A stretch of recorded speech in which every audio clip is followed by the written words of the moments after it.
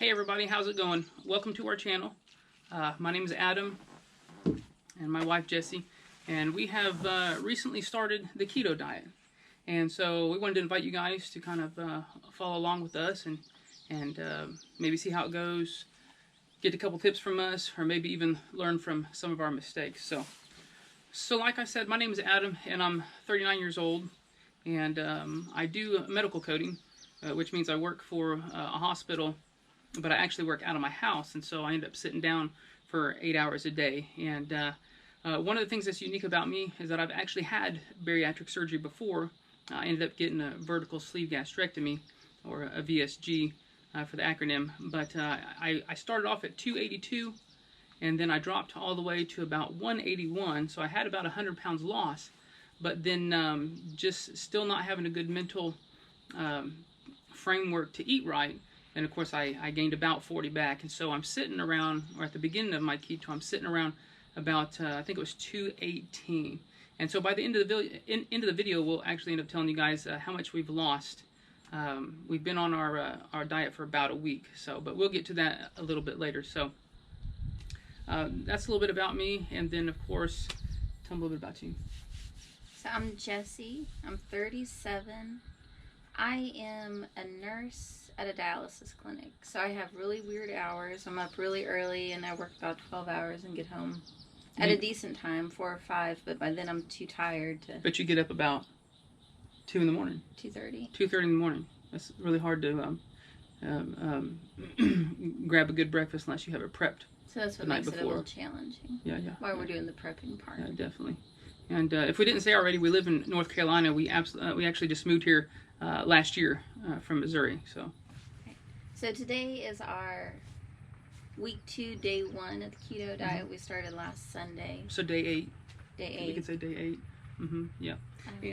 And we actually wanted to show you guys some of the books that we ended up with. See, when we first started thinking about keto, of course, first thing we did was look online and watch some YouTube videos and kind of got an idea what it was about. But we knew that we were going to need some sort of a reference material, and preferably one that had a plan for us to get going, because we thought that we'd probably be our most successful being able to plan our foods and see how somebody else would suggest it, and because a lot of beginners, you don't know necessarily what to eat and maybe what not to eat.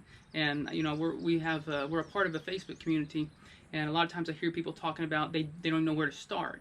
And so if that's you and you don't know where to start, I would definitely say go find you if you have a place that sells books. Like, we're fortunate enough to have a Barnes & Noble not too far from us, so we're able to go there, and this is where we got a lot of our materials. But that's a great place to start, is to have you some kind of a reference book. So the reviews online are good to look at too, because they'll people who already bought the book, if the book seems like it's higher on the carb limit, people point that out quite a bit. Yeah, there's definitely those folks who are hardcore on their carbs. I guess they call it total carbs, and they'll stick to about 20. Some will do 25, and then there are those who are a lot more lax on it. I don't necessarily think I'd say lazy keto, but I think they tally more of net carbs. So one of the books, actually the main book that we've been using, is a 21-day ketogenic diet weight loss challenge by this Rachel Gregory person, and it has, I think, 3 weeks worth of meals for you. See, 21 day, that's 3 weeks of meals for you. And so that's what we had the first week, and then now of course we're on the second week with it. But it also has recipes in it, and what's really neat about this is it will actually plan out your meals for you. And so you'd have a breakfast, but it would tell you how to make the breakfast. So it'd say, if you had a casserole or something for breakfast, it'd say page 228, and then of course you go look it up. It gives you the shopping list. It even gives you the shopping list. That is probably the best part of it. I like not trying to figure out what I'm putting together. Yeah, because you would have to go to each recipe, wouldn't you? Yeah. And write it all down. And write it all down from that. So a shopping list was really, really helpful to us to get started. So the other thing it says it has workouts in it, if anybody's interested in that. So a good book, several pages. It doesn't have any pictures for the recipes. I kind of like pictures, but we found that on the workouts it does. Just drawing pictures. Okay. But okay. So what would you say you think about this book? Recommend it? I like it because it doesn't seem like the carbs are high on it. I know some of the other books, they'd have you doing like 30 total carbs a day. Right. And this one, it gives you your little nutrient information And it gives you your total carbs and your net carbs. Yeah, and we're doing what? Total carbs, right? Total carbs. So we're doing the stricter, or what people might call the classic keto. That's what we're working on right now, because we want to kind of get a good jump start. So we're on day 8 of what I guess what some folks would call classic keto, or the true keto, or the stricter keto. And so we try to do ours. Our limit was 25. 25. We actually use an app. Tell them about that app. I don't remember what the app was Okay. called. Well, this book actually ends up. It suggests it in there. Suggests a book. It's called Senza.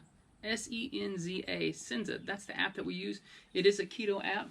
I don't know if it's sold by these people, or if the author just uses it and it was coded by somebody else. I don't really know. But we both use the app, and I think that it's been good because we can just type in the name of the recipe and it'll pop up what book it came from. It's worked for this book and some of our other books too. Yeah, so if you have the meal of cheesy grab and go egg muffins or something like that, you just type that in, and instead of having to put in all your little ingredients and build the recipe, a lot of times it's already in there. And I don't know if that's from other users doing that, or if the book itself, like I said, is affiliated with the app and they put all that in there for you. I'm not sure, but it has been quite nice. Pulled from websites too. Pulled from websites too, yeah. So, because we were kind of tossing up between MyFitnessPal and then Senza for what we wanted to log our foods into. And I think one of the leading factors that caused us to lean to the Senza one was the fact that the book that we were starting with was all in there to begin with and stuff. And, of course, in that app as well, you can end up sending recipes to each other and stuff. So we seem to like it. It seems to work for us right now. Some people say that not to track all those calories and stuff, that it just kind of gets in the way, but I don't know how they... I think it's at least good to know. And maybe get a little more strict with it later on. But... Yeah, because how would you know where you are with your macros? How would you know if you're getting close to 25? You must have they'd have to have good math in their head every time they had a meal made or something like that. But anyway, so that's our main book. Some of the other ones that we ended up getting, this one's called The Easy Keto Meal Prep. And it doesn't have any pictures either, but it has lots and lots of recipes. What does it say? 800 easy and delicious recipes. And one of the things that we knew before we even started the keto was that if you didn't have a lot of recipes, you were going to be stuck to the same stuff. Right. And you were going to burn out we were going to burn out so quick. And we knew that was going to happen. So we wanted to make sure we had lots and lots of recipes. And that one's okay. It's got some good ones in there, and it's got some I'm not so sure about. Really? Yeah. Well, and the thing about it is we're trying. Our macros are quite low and strict, and a lot of these recipes don't fit in those macros for us right now. But in the future, if we ended up in the maintenance mode of it and stuff like that, I think we'd be able to actually get a lot more of these and make use of them. So they're still good. They're just not in season right now for us. The other one that we had was quick keto meals in 30 minutes or less. One of the other things that you want to account for when you have 3 kids at home and you're busy and you're doing stuff for yourself, or you have weird hours, or you have surgeries coming up or anything like that, is you want something that you can prep quickly or that you can make quickly. Because if not, what happens is, if you run out of time, you end up reaching for something you probably shouldn't eat. And that's kind of what we thought ahead of time. So we didn't want to be tempted by other things. We wanted to make sure that we either had it planned out, put it in our Tupperware, or that we had access to recipes that were, of course, going to give us a quick, easy meal. Get out of here. I'm gonna hit him with something. Let me get the big book. Good grief. He's just interested. What? Did I get him? I almost got him. You notice I grabbed the bigger book, right? The biggest book. The biggest book I can heave. Okay, so while she's looking into that, it's warm out here. It's pretty warm out here. Give it a go.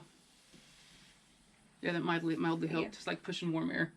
But, okay, so my favorite book, now, the first one you showed her was the one that she bought. This one, I don't think we actually used this one yet.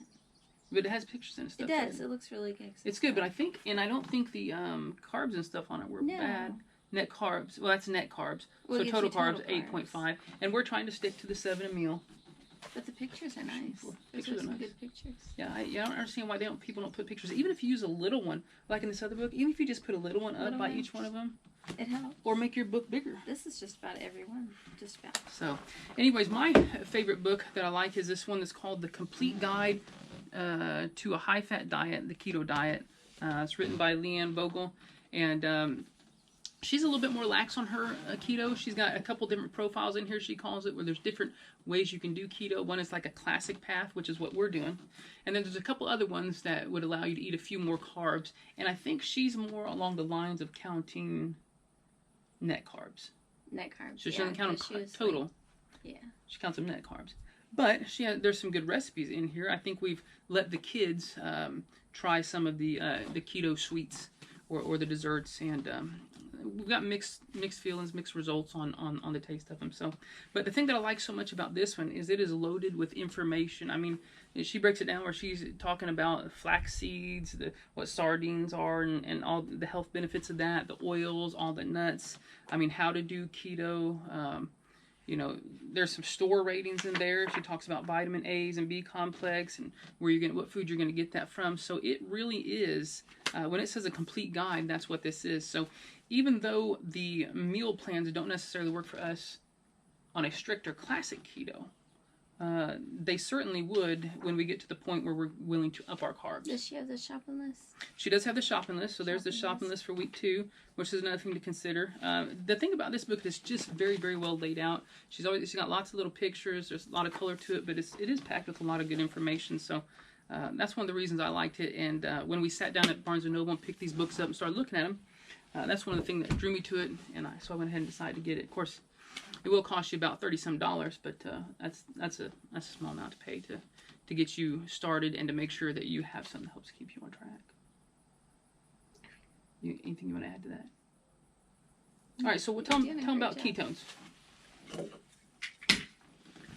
don't know enough about the ketones to teach anybody about ketones. Well, I just know it's the goal to have some. Gotcha. So what do we use to measure our ketones? The urine test strips. Urine test strips, yeah. So we decided to go ahead and go with the urine test strips. You know, we've come to the understanding that isn't the best way, maybe to monitor your urine test strips, but we find it to be... At least later on. I think at first it's okay, and then they say it kind of balances out and you're not losing as many that way. Yeah, your body gets used to, it burns them more efficiently, and so you don't have as many in the waste, and so you can't really measure them and find out for sure as well. But anyway, for starting out, it's a very it's very low cost to get these. I think we paid $7, $8, $9. For like $9. Yeah, okay. I think they're a little cheaper if you find. Yeah, this is just a slim, fast version, ketone test strips. But the cool thing about it was when I first got it, I wanted to see, hey, you know, are these things really registering right? So I went ahead and tested it before I even started the diet, and of course it gave me a negative reading. So I said, well, that's good, you know, so it's not just going to give false positives and stuff. So I think I got a negative reading.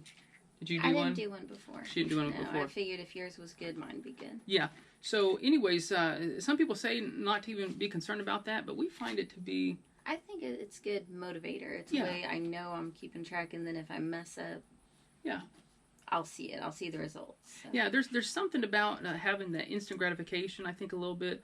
So when you do end up using one of these and you find out it is, you know, giving you a positive response or a reading, that it helps you feel like you're doing good. It's like it just constantly gives you that positive reinforcement, I think, to keep going. And with, I think, you know, we go out and eat a cheeseburger and we don't like immediately gain 5 pounds. So that's why some people keep eating that cheeseburger every day. Well, that's just true. So if I go out and I eat my cheeseburger, I'm automatically going to have an instant result, an instant negative result. Yeah, you're right. Yeah, you're right. So the positive part of doing these urine test strips, we really actually enjoy. So that's why we use them. You know, we understand that in a couple months, or even month and a half, 2 months, that it's not going to be a good way to measure it. I'm pretty sure we'll end up switching over to a meter that takes our blood and does both glucose and ketones. But I think it's a fun little way to kind of put a little bit of a spin on a way of life or a way of eating. And apparently there's a drag race going on. There's a drag race going on there. So we enjoy using them. Again, these are called the Slim Fast Keto ones. We found them at Walmart, I believe. Yeah. It was just quick and easy to grab. Under $10. We still got plenty left. So I think we're almost there. How about let's talk about what we experienced first week. Okay, so what? You going to start? No, I sure won't. Why? Well, I thought you were waiting for me, so I felt awkward, so I was going to try, but... So now what we want to do is we actually want to talk about our first week. And one of the reasons why we didn't do a daily one like a lot of people do is because we don't want people looking at us and say, hey, well, on day 1 they did this. I feel like I should be there on day 1. Or, on day 3, they said they was over this. So I feel like I should. So we didn't want to do that. We wanted to talk about it after the first week. And plus we could have a whole lot more to discuss, perhaps, than just a little bit here and there for each day. So we're just going to kind of do an overall about how we felt about it. Were we hungry? How was the food in the book? Things like that. So I'm going to go ahead and let you start that off. Well, I think I had like a small amount of ketones on the second day. You did. You had actually had a good reading on the second day. I started off pretty good. I can't say I felt hungry yet. At all? With the changes now. Even before bed? Not like a strong, like I have to eat now, I'm going to starve to death. Maybe just like a little bit of, but nothing that made me feel like I was missing out on anything. What about in the morning times? No, in the mornings I'm good. Okay. But I've been drinking the coffee with the, like the bulletproof coffee. Oh, right. Or I think that, I don't know, I just kind of make that general for anything. Sometimes there's butter, oil, or MCT oil. And Yeah.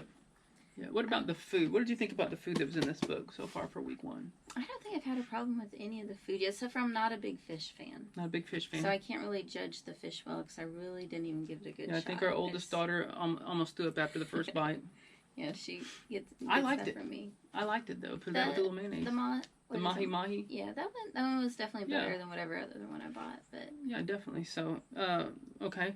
So you like the foods. You didn't feel like you were hungry on it. No. And as far as being tired, I could tell. I know one day when I went for a walk, I could definitely tell my legs were it felt like I was kind of walking through water. Yep.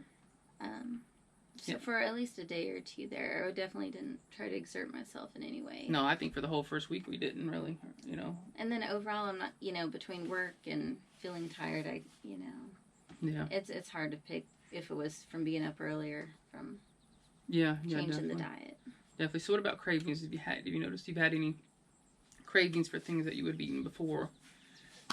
I think it's definitely been different this time, I think, because we're both going into it together. Right. I haven't really had any urge to, pick up a bag of M&Ms or anything on my way out the door at Walmart or, something like that. Right. And even with the kids because we let them cook the cinnamon bread until it was all gone. Yeah. I was kind of worried about that, can I handle the smell of that in the house?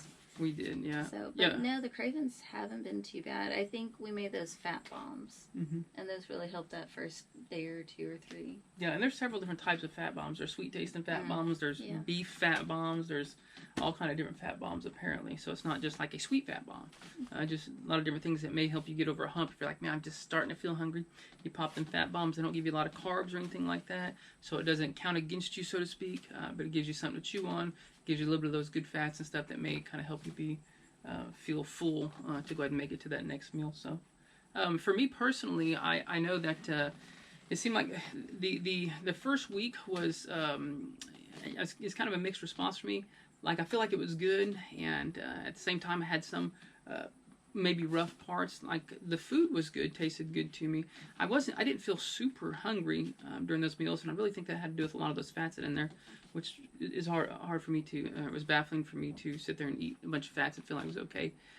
But one of the things I did notice was, of course, that I was lethargic a lot. I didn't feel like getting up to do anything. I didn't feel like I had a lot of energy to it or nothing like that. But one of the positives is I also didn't feel like I was going to crash. And before doing the keto and stuff like that, I would crash just depending on what I ate. And I started getting down to where I understood what I ate was going to make me crash. But the thing about it is now is I haven't had any crashes at all, which is good.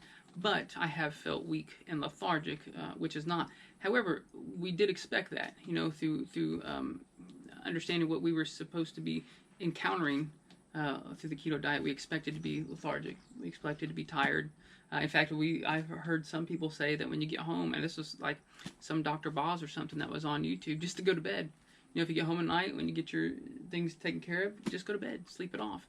The other thing that I noticed was that my sleep got kind of weird. It's not that I had insomnia, but I just tossed and turned a lot. I kept waking up a lot. Not just use the bathroom, but just had almost an irritating type of sleep for about 2 nights. But maybe that's cleared up. I don't know. Last night seems like I slept pretty good. So Now, as far as cravings, I still kind of had some. I think it was a lot of time triggers for me. Like, hey, usually about this time, I'd want a snack or something, and I could feel myself wanting to go to the refrigerator and crack it open and see what's available. Or maybe if you went, like the kids and I went yesterday, Saturday, into town and did Walmart shopping. A lot of time after that, we'd go grab us a little something to eat or drinks. Now, the kids got drinks, but I didn't. So there's a lot of things that had to do with triggers that happen from certain events, certain times, certain breaks I take from work. And so, but overall, the first week went good. I mean, I think it's a huge success if you can make it through the first week of keto. Not because it's bad, because I think it does take some willpower. But I think it's a big change. Yeah, I think our big success. Well, actually, let me ask you first. What do you think the biggest success for us that made our first week easy on us? That made it easy on us. Easier on us. That helped us succeed on it. Well, I think we also got some supplements. Did get some to kind of help, because we heard about the electrolytes, balancing those out. We got like a supplement of calcium, magnesium, and something. Potassium. So we did get that. We did that. We were ready with the keto flu smoothie. Keto flu combat smoothie. We also, most of the water that we drank was a electrolyte infused that also had potassiums. And I think most bottled waters do. So I think we went with that over the tap water, because I don't know that tap water has. Well, we're on well water, so I don't know what that means either. But I know that we made sure to try to fend off the keto flu as best we could. Still feeling some of the lethargy, still getting a little bit of the sleep. You did, of course. So you still got a little bit of it, but I think it could have been worse. Yeah. I mean, I still feel hungry from time to time. Yesterday was probably one of my harder days, and I felt pretty hungry a lot. Went to bed feeling hungry, pretty close to my macros as well. So, but I think I anticipate the next week being a little bit better. I really do. And before we started, I think you started watching some videos on it, and then I listened to an audiobook. What was my audiobook? Because it was really good. It explained what the keto did. The keto cure. Yeah, keto cure. The keto cure. It helped explain what it would do to improve our health. Yeah. So that helped for me. Why on earth I was shoving bacon fat in my mouth? Yeah, because it's hard to feel better. That's hard to swallow when you've been raised and it's supposed to have been bad for you and bad for you and bad for you. So, okay, so now comes to the point where we tell you how much weight we lost in the first week, and obviously it's really dependent on different people. We stuck very strictly to our keto. There was no cheat days. There was no cheat meals. There was no cheat drinks. It was all stuck to exactly as that 21-day book told us to do. And so tell them what you started out weighing, or you can just tell them how much you lost. All right. How about that? So I think I lost 7.1 pounds? 7.1 pounds.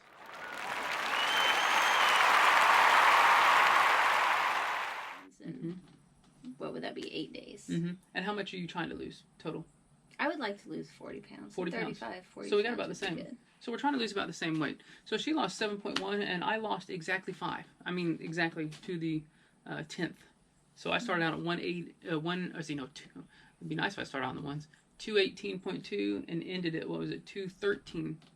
Would that be 5 pounds? Because you're right. 213.2. And so we're logging all this, and we have an app that we use to log our weights and we took our measurements. There was a couple measurements. We actually lost close to an inch, or in my case, sometimes 2 inches. So we understand that it's water weight. We understand that's what is causing us to lose that. But at the same time, that weight is still weight that had to be carried by your ankles, or your knees, or your shins, or your feet. So it's still weight. I mean, it's still what you're having to carry. So even though it was just water weight, the fact that it showed that our inches moved and stuff had to mean something. It has to go. I guess if you lose water out of that, you still thin up a little bit. So it works either way. So anything else you'd like to say on our first one? So we appreciate y'all taking time. I know it was a little longer video. Of course, the first one always is, doing the introductions and what books we're looking into. So we appreciate you guys taking time to watch. And we invite you to stick around and continue to watch our successes or maybe our mistakes, and we'll try to share both of them with you. We like to stay pretty transparent with it, as I notice a lot of people are with the keto. So we'll be sure to let you know some of the nitty-gritty along the way. So anyways, you all take care, and we'll talk to you next time.